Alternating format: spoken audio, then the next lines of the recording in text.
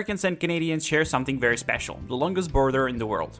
But what if this border suddenly just disappeared? It started as a joke during Trump's meeting with Canadian Prime Minister Trudeau, but Trump began to take it quite seriously and said that many people in Canada love being the 51st state. Suddenly, Canadians were left asking an existential question.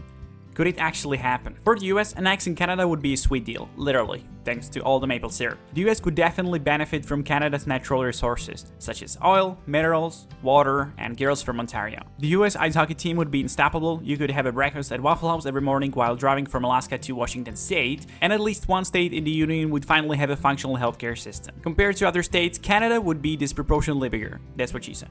But again, can it be done? If the US wanted to conquer Canada militarily, then probably yes. Fortunately for everyone, that's not on the table.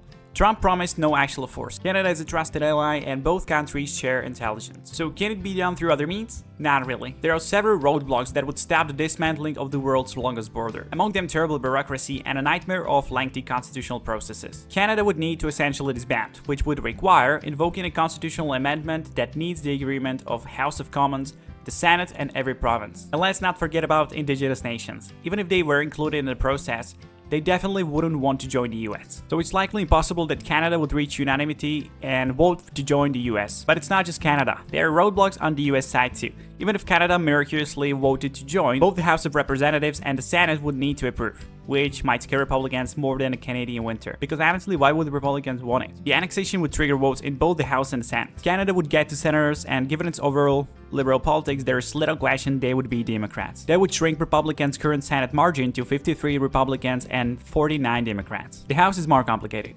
Keeping a chamber at 435 members as it is now, reapportionment would give Canada, with its 40 million population, 45 seats. There would be just one fewer than California, which would have 46. That would almost certainly boost Democrats' numbers in a House, and Republicans might never win the House again. This migration of House seats would also shake up the Electoral College, reshaping presidential election. Canada's 47 electoral votes would give Democrats a huge starting advantage. They would enter any election with 253 electoral votes compared to the Republicans' 202, leaving just 85 up for grabs. The Democratic nominee would need just 18 electoral votes to get to 271 and clinch a majority of what are now 540 votes in the Electoral College. That would require just 2 battleground swing states, while Republicans would need to win at least 5. All summed up, it's probably never gonna happen, but these days, who really knows? We've basically been living in a South Park episode for the last couple of years. If it actually did happen, 2028 would sure be interesting, especially once Greenland becomes the 52nd state. Trump seems serious about the idea and might slap a 25% tariff on Canadian products until they break and join. What do you think? Could Canada be annexed?